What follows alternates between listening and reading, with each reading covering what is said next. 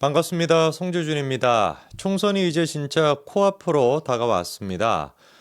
다음 주부터 시작해가지고 사전투표가 시작이 되니까 실질적으로 선거운동을 할 수 있는 기간도 뭐 며칠밖에 안 남아있는 그런 상태이죠. 이번 총선 같은 경우는 윤석열 정부한테는 굉장히 중요한 총선입니다. 우리가 정말 최소한 100석 이상 확보를 해야 민주당이 만약에 200석 이상을 가져가게 된다면 헌법까지도 자기 마음대로 바꿀 수 있고 나아가서 대통령에 대한 탄핵까지도 할 수 있기 때문에 반드시 최저로 지켜야 되는 게 100석이고요. 그리고 120석까지도 일단 확보를 해줘야 그래야지 민주당을 우리가 뭔가 좀 협상의 카드로서 쓸 수 있는 그 정도 의석수가 되겠죠. 그런데 이제 뭐 중요하다라는 거는 모든 분들이 알고 계시는데 벌써부터 좀 열패감이나 패배감 때문에 야, 이번 총선 어려운 거 아니냐라고 하는 그 분위기가 보수파 국민들 사이에 굉장히 좀 짙은 것 같습니다. 그런데 이 나라가 어떤 나라입니까? 대한민국 그렇게 쉽게 무너지는 나라 아니죠. 이재만 같은 저런 잡스러운 어디 뭐 정치파는 말할 것도 없는 것이고 사회 어디든지 간에 내놓아도 정말 쓰잘데기 없는 쓸모도 없는 저런 인간한테 대한민국 제1야당 대표 자리를 줄 만큼 대한민국 호락호락하지 않습니다. 나아가서 조국 1심과 2심에서 이미 유죄 판결까지 받은 사람입니다. 그런 사람한테 진짜 우리가 국회의원 수를 한 10석 가까이나 되는 그런 어떤 당의 당대표로 만들 만큼 대한민국 국민들 호락호락하지 않습니다. 반드시 이번 총선에서 우리가 한 몸 한 뜻으로 뭉쳐가지고 이런 진짜 잡스러운 2조 심판할 수 있어야 되겠죠. 오늘 제가 그러면 영상을 통해서 말씀드리고자 하는 것은 무엇이냐? 아니 그러면 현실적으로 생각해 봤을 때 어려운 거 아니냐? 여론조사 결과를 돌려보면은 그리고 또 뭐 여의도 연구원 또한 마찬가지로 어렵다라고 얘기하던데 이거 어떻게 해야 되냐라고 이제 질문하시는 분들이 계시는데 약간 좀 희망의 메시지라고 할까요? 근데 사실 이거는 희망의 메시지도 아니고 이미 예측이 됐던 부분입니다. 그거를 좀 보여줄 수 있는 여론조사 결과를 몇 가지 좀 말씀을 드려야 될 것 같아요. 윤석열 대통령의 지지율 같은 경우는 지금 보시는 바처럼 2주째 계속해가지고 유지가 되고 있습니다. 34%가 유지가 되고 있는 상태이고요. 그런데 이제 눈에 띄는 것이 국민의힘의 당적인 차원의 여론조사 결과를 봐야 되겠죠. 국민의힘 같은 경우는 이제 3월 셋째 주를 기점으로 해가지고 34%까지 떨어졌다가 넷째 주에 지금 37%로 3% 가까이 반등을 한 상태입니다. 거꾸로 지금 민주당 같은 경우는 굉장히 큰 폭으로 하락을 했죠. 33%에서 29%로 하락을 했고, 그러니까 4% 정도를 하락을 했는데 그 4% 하락한 거를 고지고대로 누가 지금 가져간 모양새가 되는 거예요? 조국혁신당이 8%에서 12%가 되지 않았습니까?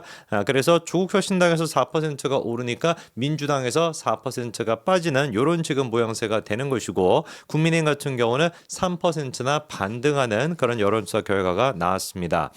그러다 보니까 지금 기자들도 어떤 식으로 기사를 쓰고 있냐? 위기론에 보수가 뭉친 거 아니냐? 국민의힘의 지지율이 3% 깜짝 반등했다. 뭐 이런 식의 지금 기사도 내놓고 있는 상태거든요. 여기서 우리가 조금 기억해 봐야 되는 중요한 또 선거의 전략 한 가지가 뭐냐면 지금 같은 경우는 좀 그래요. 보수파가 약간 좀 이제 위기다 뭐 이런 식의 반응들이 많은데 요게 오히려 기회가 될 수가 있다는 겁니다. 일종의 뭐로 동정표 비스무리하게 요게 이제 기회로 바뀔 수도 있고 그리고 실제로 지금 이제 보수파 국민들 중에서 여론조사 직접적으로 참여하시는 분들이 많습니까? 저만 하더라도 뭐 지금 정치적으로 그 연관이 돼 있음에도 불구하고 여론조사 기관에서 전화 오면은 그냥 뭐 전화 받자마자 끊어버리는 경우가 태반이거든요. 뭐 저뿐만 그러겠냐고요. 영상 보시는 분도 대부분 다 그러겠죠. 만약에 우리가 으쌰으쌰 해가지고 이길 수 있다. 이거 우리가 승기를 잡았다라고 한다면 더 열심히 여론조사에 참여할 수도 있겠습니다만 보수파는 근본적으로 여론조사 잘 안 하고요. 귀찮다고. 그리고 나아가서 약간의 패배의식까지 있다 보니까 어떤 게 되는 거예요? 여론조사 자체가 표본이 많이 모이지 않을 가능성도 있다는 겁니다. 그거를 또 잘 보여주는 게 뭐냐면 국민의힘 같은 경우는 충청권에서 이번에 지지도가 무려 15%나 상승했다고 합니다. 이 충청권 같은 경우는 잘 아시는 것처럼 약간 좀 중요한 선거들 바로미터 역할을 하지 않습니까? 중도적인 그런 느낌이 있어가지고 가지고 시대의 어떤 변화에 따라서 약간 좀 그 상황에 따라 가지고 여야를 이제 왔다 갔다 하는 그런 또 이제 모양새를 보이는 지역구다 보니까 바로미터 역할을 한다고 하는데 국민의힘이 충청권에서 15%나 올랐다고 하고요. 민주당 같은 경우는 부울경에서 6%가 상승했다고 합니다. 이런 것들이 다 종합적으로 지금 묶여가지고 국민의힘 지지율이 많이 안 올랐다라고 하는 근거가 되는 것인데 생각해 보십시오. 부울경이 어떤 곳입니까? 전통적으로 보수 우파가 우세한 그런 지역인 거 아니겠어요? 근데 왜 부울경에서 6%나 우리가 민주당 쪽에서 상승을 하고 우리 같은 경우는 그렇게 힘을 못 내는 거겠습니까? 뭐 뻔한 거겠죠, 그렇죠? 아무래도 이제 그 도태우 후보가 됐거나 장해찬 후보가 됐거나 그런 어떤 특정 후보들에 대해 가지고 갑자기 뭐 이거 전등이 이렇게 막 깜빡깜빡하나? 예, 도태우 후보가 됐거나 장해찬 후보가 됐거나 특정 후보에 대해 가지고 약간 좀 이제 아쉬움 그런 게 있다 보니까 전통적인 보수 세력이 강한 부울경 지역 쪽에서 약간 좀 지지율이 빠지는 그런 모양새가 있었던 것인데 결국에는 어떻게 되겠습니까? 이거는 시간 문제인 것이겠죠. 그렇죠? 시간만 조금 지나고 나면은 부울경 또한 마찬가지로 자연스럽게 다시 보수 우파 쪽으로 올 거라고 저는 확신을 하고요. 도태우 후보랑 장해찬 후보 또한 마찬가지로 당을 위해 가지고 선택을 할 거라고 저는 확신을 합니다. 그리고 이제 또 봐야 되는 중요한 지표 중에 한 가지가 여당을 지지할 것이냐, 다수당을 뭔가 좀 여당으로 만들어 줄 것이냐, 아니면은 여당에 대해서 윤석열 정부에 대해서 견제할 필요가 있냐, 요거에 대한 지금 여론조사 또한 이루어졌는데요. 여당을 다수로 만들어 줘야 된다라는 게 40% 정도가 되고 야당을 다수로 당선으로 만들어 줘야 된다는 게 49%인데 윤석열 대통령을 견제해야 된다라고 하는 반응은 좀 주춤하고 있는 그런 모양새가 나오고 있습니다. 그래서 이제 여론조사 결과를 우리가 종합적으로 생각해 본다면은 뭐라고 이제 결론 내릴 수 있는 거겠어요. 총선이 지금 진짜 뭐 사전투표까지 합치게 되면은 일주일 정도밖에 남아 있지 않은 요 상태에서 보수 우파가 결집하고 있다라고 하는 게 첫째가 있고 두 번째 같은 경우는 서울 또한 마찬가지로 국민의힘이 굉장히 많이 늘었습니다. 그리고 지금 뭐 민주당이랑 격차가 좀 벌어지고 있는 그런 지금 지역도 나타나고 있거든요. 마지막 끝나는 순간까지 끝난 게 아니다라고 하는 게 이번 총선에서 가장 중요한 포인트가 될 겁니다. 그리고 윤석열 대통령에 대한 얘기도 우리가 안 할 수가 없는데 한동훈 위원장이 이제 그 이종섭 대사가 귀국해야 된다.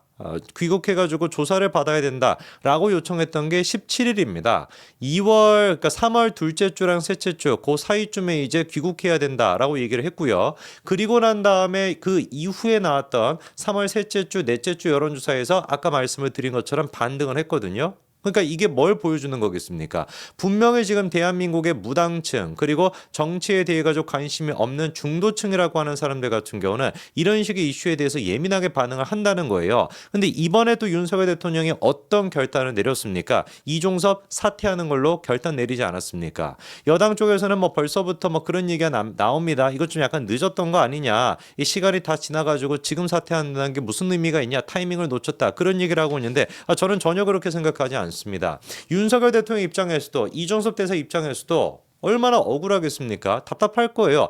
잘못한 게 없는데 그렇지 않습니까? 민주당이 고발했다라고 하는 이유 그거 한 가지만을 가지고 대사직도 못 맡고 사퇴를 해야 된다라고 한다면 민주당 당장에 지금 이재명 대표는 어떤 식으로 돼야 되는 건데요. 조국 또한 마찬가지로 당장에 어떻게 돼야 되는 건데요. 말이 안 되지 않습니까? 분명히 법적으로 생각해 봤었을 때 정당성으로 생각해 봤었을 때 이종섭 대사가 사퇴할 이유는 없죠. 그럼에도 불구하고 지금 윤석열 대통령이 어떻게 결단을 내린 겁니까? 이거는 궁극적으로 뭔가 좀 민심을 반영해가지고 민심 국민의 눈높이에 맞춰가지고 결단을 내린 거 아니겠습니까? 저는 이 결단이 반드시 중도층의 목소리를 낼 수 있을 거라고 확신을 하고요. 그 결과가 일주일 정도밖에 남아있지 않은 사전투표까지 일주일밖에 남아있지 않은 요 지금 시점에도 분명히 효과가 나타날 거라고 확신합니다. 우리 끝나지 않았습니다. 분명히 최선을 다해서 끝까지 한 표를 행사하면 역사를 만들 수 있습니다. 여기까지 말씀드리겠습니다. 감사합니다.